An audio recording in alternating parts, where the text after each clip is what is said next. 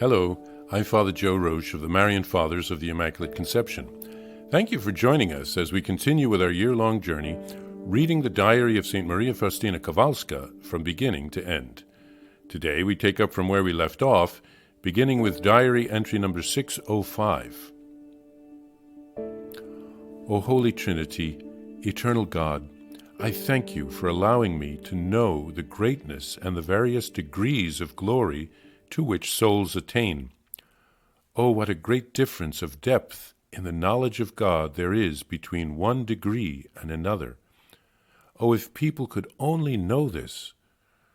Oh, my God, if I were thereby able to attain one more degree, I would gladly suffer all the torments of the martyrs put together. Truly, all those torments seem as nothing to me, compared with the glory that is awaiting us for all eternity. O Lord, immerse my soul in the ocean of your divinity, and grant me the grace of knowing you, for the better I know you, the more I desire you, and the more my love for you grows. I feel in my soul an unfathomable abyss which only God can fill. I lose myself in him as a drop does in the ocean.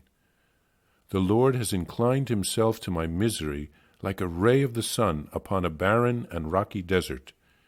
And yet, under the influence of his rays, my soul has become covered with verdure, flowers, and fruit, and has become a beautiful garden for his repose.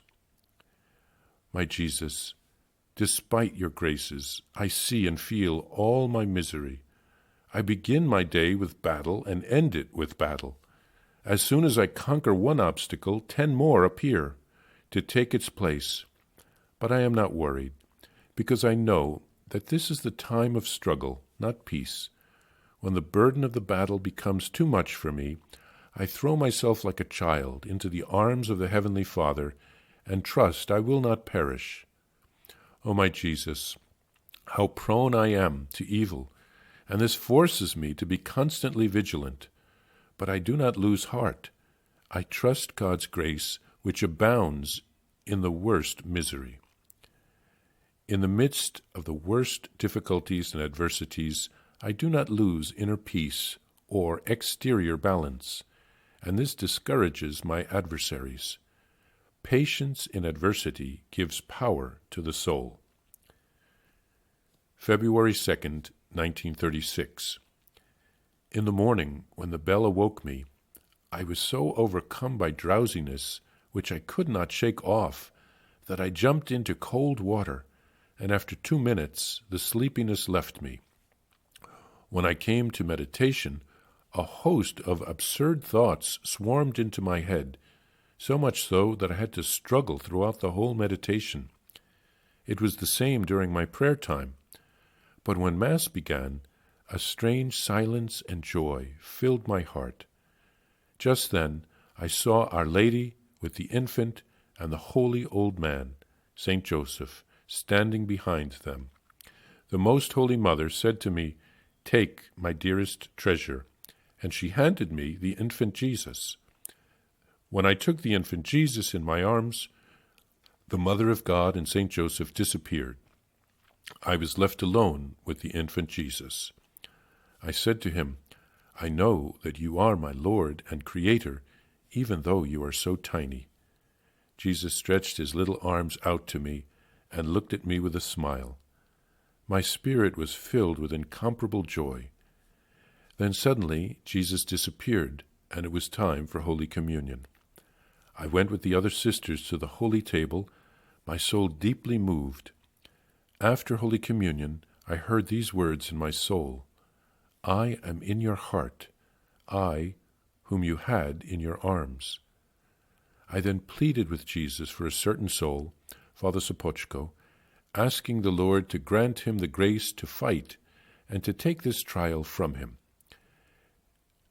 As you ask, so shall it be, but his merit will not be lessened. Joy reigned in my soul that God is so good and merciful. God grants everything that we ask of him with trust. After each conversation with the Lord, my soul is extraordinarily strengthened, and a profound tranquility prevails therein, and gives me such courage that I do not fear anything in the world, but fear only lest I make Jesus sad.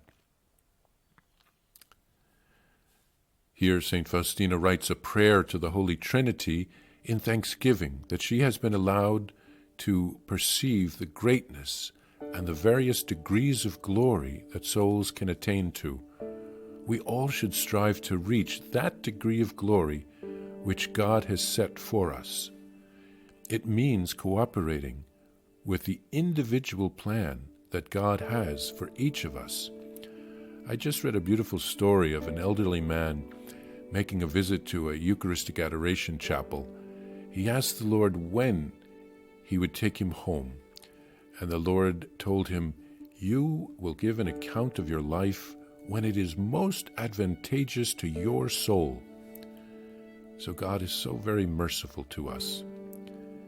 He waits until we're ready.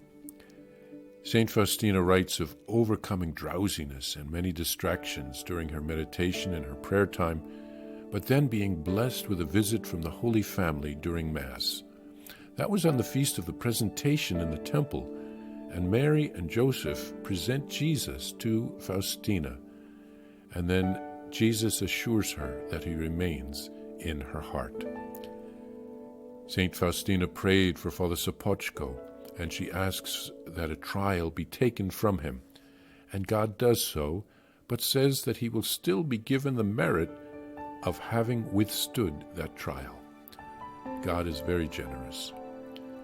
God strengthens St. Faustina after each encounter with him, so we should pray often that the Lord would renew our strength.